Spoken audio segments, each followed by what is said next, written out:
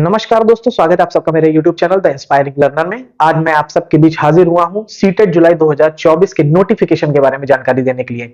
जी हां, सीटेट जुलाई 2024 का नोटिफिकेशन आ चुका है। बहुत से बच्चों ने फॉर्म भी भर लिए हैं, बहुत से बच्चे अभी फॉर्म भरने में स्ट्रगल कर रहे हैं, कुछ बच्चों को नोटिफिकेशन समझ में नहीं आ रहा है। आज की मेरी इस वीडियो का उद्देश्य सीटेट जुलाई 2024 का जो नोटिफिकेशन है उसकी जितनी भी इंपॉर्टेंट बातें हैं, जितना निचोड़ है, वो सब आज मैं आपके सामने रखूंगा, तो आपको डिटेल नोटिफिकेशन पढ़ने की जरूरत नहीं पड़ेगी। सीटेट का नोटिफिकेशन अगर आपने देखा होगा तो बहुत ही लंबा चौड़ा है, इंग्लिश में है, काफी चीजें क्लियर नहीं है। तो मेरा प्रयास इस वीडियो के माध्यम से कि सीटेट के नोटिफिकेशन का जो भी निचोड़ है, जो भी सारी इंपॉर्टेंट बातें हैं, वो सारी बातें आपके सामने रखूं। तो चलिए शुरू करते हैं। सबसे पहली बात है कि सीटेट है क्या, सीटेट की जरूरत क्या है, सीटेट की इंपॉर्टेंस क्या है। सीटेट सीटेट का full form central teacher eligibility CTET का full form central teacher eligibility test है। ये केंद्रीय अध्यापक पात्रता परीक्षा हिंदी में इसको बोलते हैं।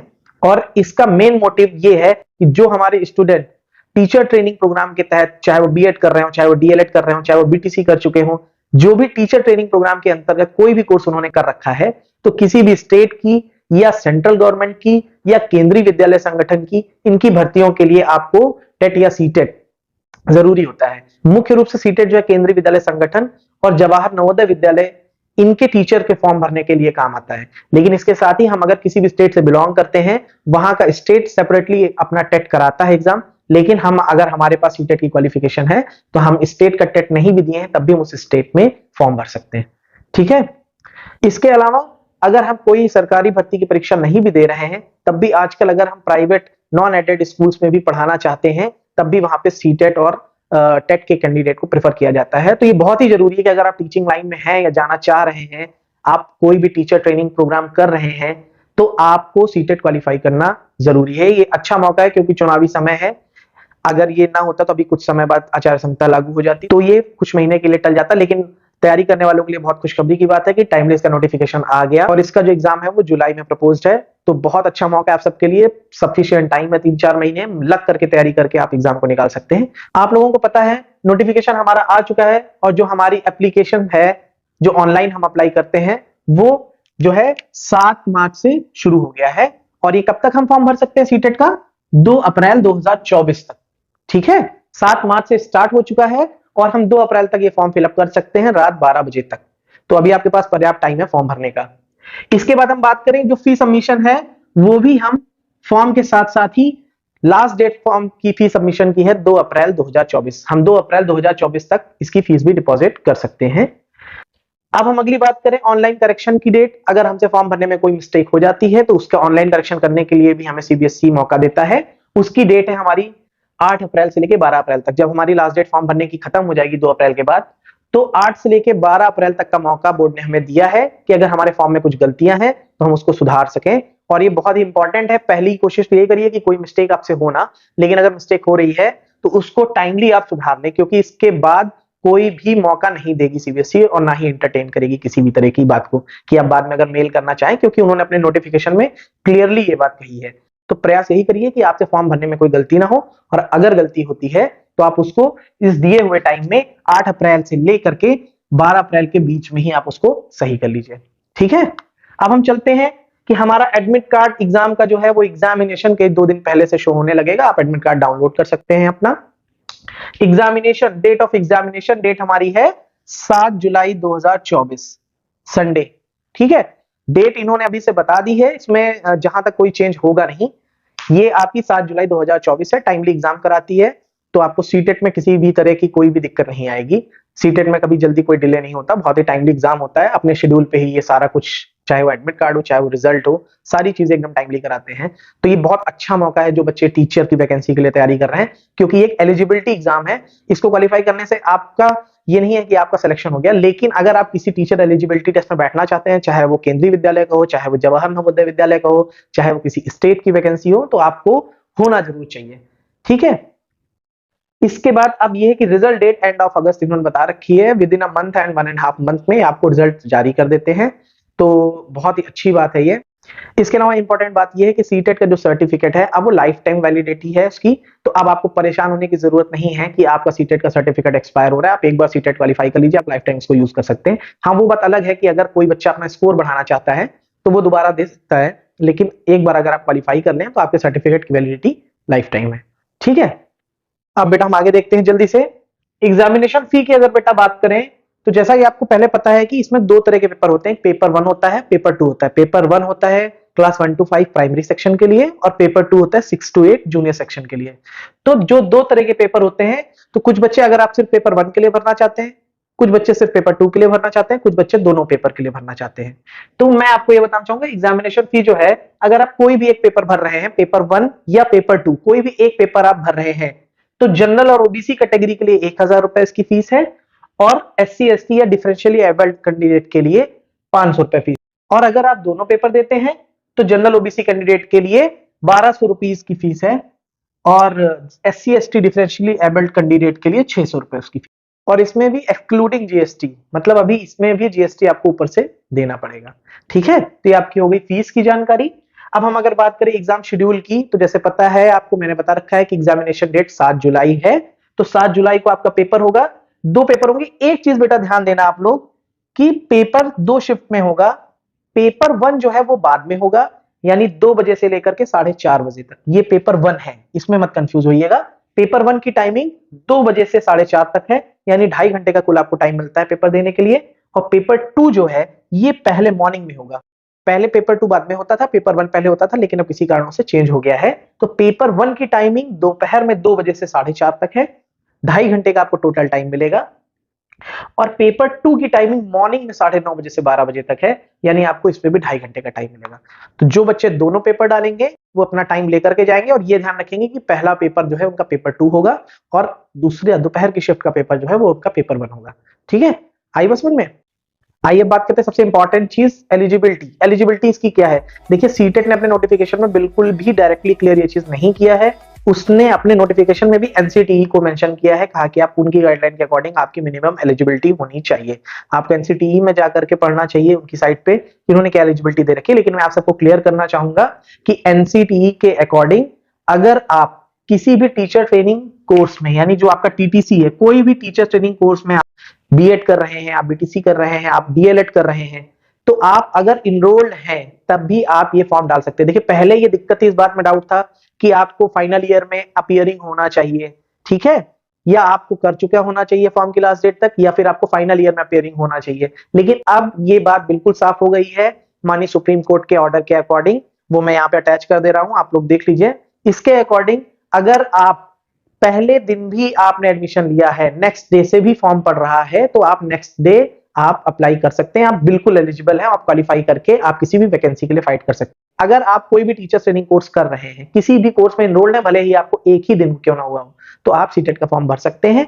तो इसलिए एलिजिबिलिटी इसकी बिल्कुल साफ है कि आप अपीयरिंग, देखिए जो कर चुका होता है उसके लिए तो क्लियर है, मेन मुद्दा था अपीयरिंग का कि अपीयरिंग कहां से कंसीडर की जाए। लेकिन अभी एक मामले में माननीय सुप्रीम कोर्ट ने इस बात को क्लियर किया है कि अगर आप एक दिन भी एनरोल्ड हैं तो आप परसुइंग ही माने जाएंगे। जरूरी नहीं है कि आपको आधा समय बीत चुका हो, या फाइनल ईयर में हो, या फाइनल सेमेस्टर में हो। इसलिए जो भी बच्चे किसी भी टीचर्स ट्रेनिंग कोर्स में एनरोल्ड हैं, चाहे वो डीएलएड कर रहे हैं या वो बीएड कर रहे हैं, अगर आपने अभी भी शुरू किया है, आप एनरोलमेंट आपका हो गया है, तो आप फॉर्म भर सकते हैं। बिल्कुल भी ये जरूरी नहीं है कि आप लास्ट सेमेस्टर में हो या लास्ट ईयर में हो। ठीक है, आई होप आपको ये पॉइंट क्लियर हुआ होगा।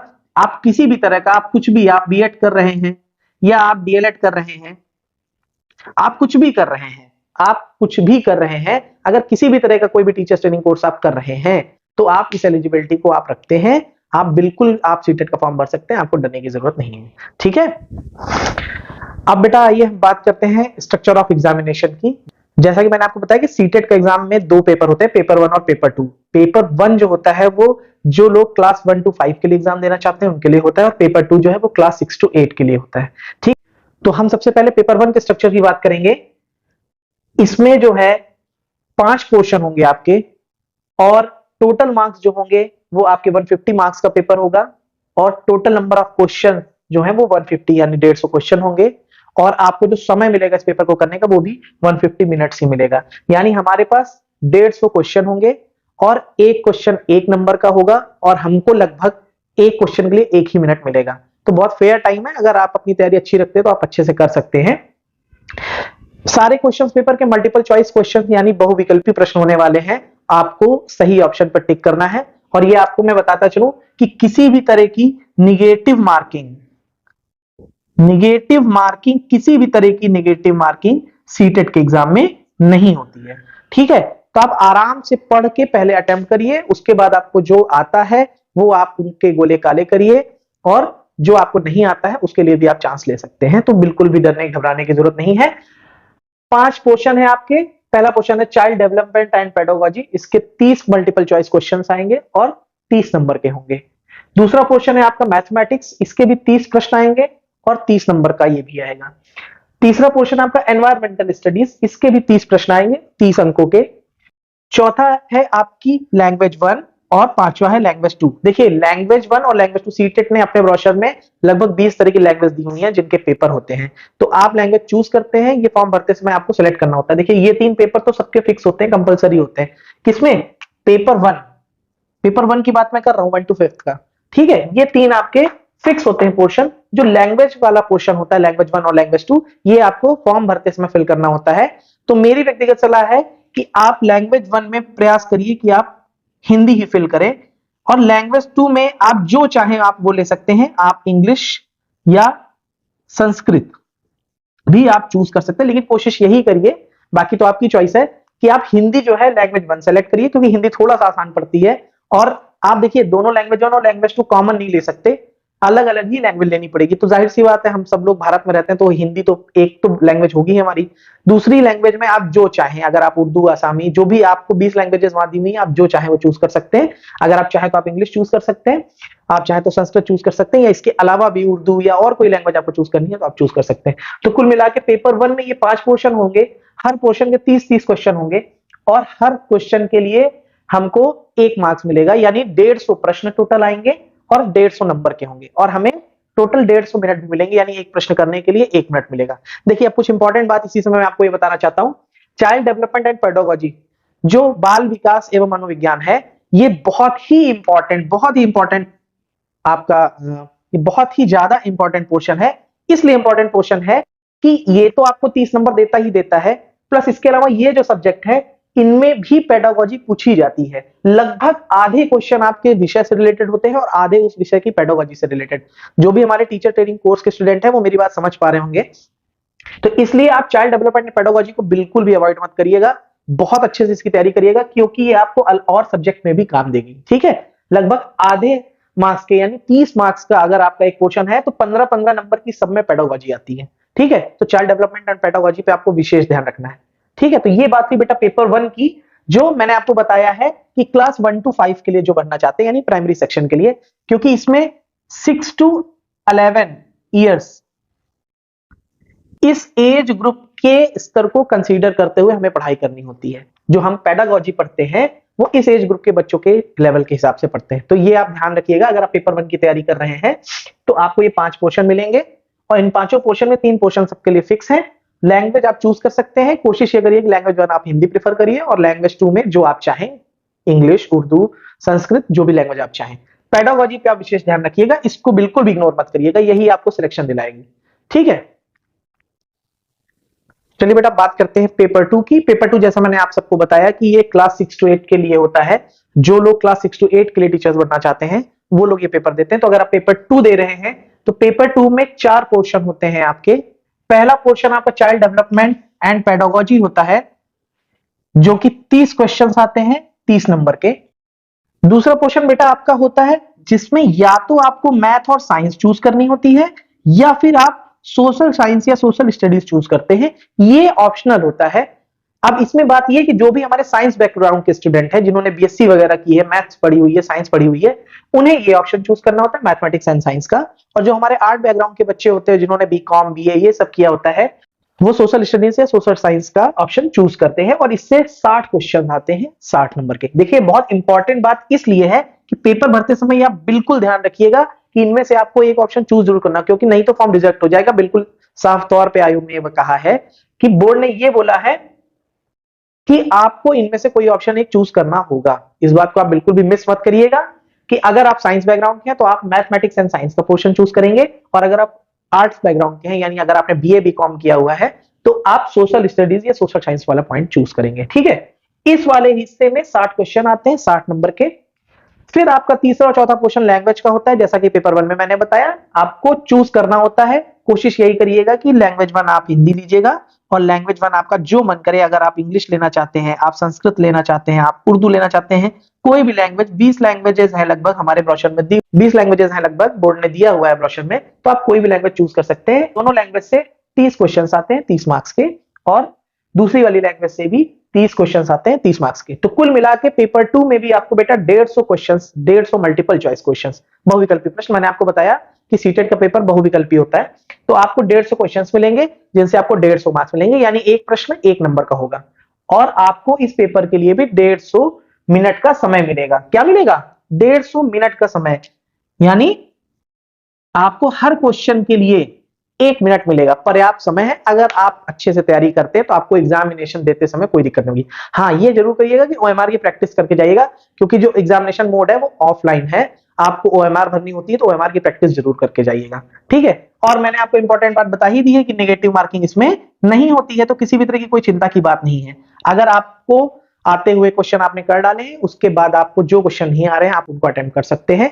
और क्वालिफाइंग मार्क्स 150 नंबर का पेपर होता है, जिसमें से 60% मार्क्स क्वालिफाइंग होते हैं, यानी 60%, यानी 90 नंबर आपको लाने होते हैं जनरल कैटेगरी को। बाकी अदर कैटेगरी को जो रिलैक्सेशन मिलता है वो उन्हें वैसे ही मिलेगा, लेकिन मैक्सिमम अगर आप 90 से ऊपर ले आए हैं तो आप क्वालिफाई माने जाएंगे। तो आई होप आपको बहुत अच्छे से समझ में आया होगा। अगर आपके कोई क्वेश्चन है, आप कुछ पूछना चाहते हैं, तो आप बिल्कुल कमेंट में बताइए, मैं वो सब आपको बताऊंगा। अच्छे से तैयारी करिए, सबसे पहले अच्छे से फॉर्म भरिए, उसके बाद लग जाइए तैयारी में। अच्छा पूरा आपको समय है, 3-4 महीने का समय है, अच्छे से आप तैयारी कर सकते हैं। जो भी बच्चे हमारे टीचर वैकेंसी का इंतजार कर रहे हैं, अगर स्टेट की कोई वैकेंसी नहीं भी आती है तब भी आपको केंद्रीय विद्यालय संगठन, जवाहर नवोदय विद्यालय, इनमें आपको मौका मिलता रहेगा। इसलिए सीटेट इस पॉइंट ऑफ व्यू से बहुत इंपॉर्टेंट है, तो सीटेट का एग्जाम आप मिस मत करिए। अगर आप ये 3-4 महीने मन लगा के पढ़ाई कर लेंगे तो एग्जाम आपको जरूर निकलेगा। तो उम्मीद करता हूं कि मैंने नोटिफिकेशन से रिलेटेड सारे डाउट आपके क्लियर कर दिए हैं। अगर फिर भी आपके कोई क्वेश्चन है तो आप मुझे जरूर बताएं।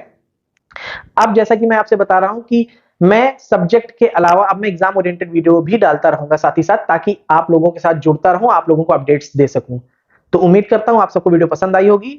अपना ख्याल रखिए, तैयारी करते रहिए, मिलते हैं आपसे नेक्स्ट वीडियो में। तब तक के लिए जय हिंद, वंदे मातरम।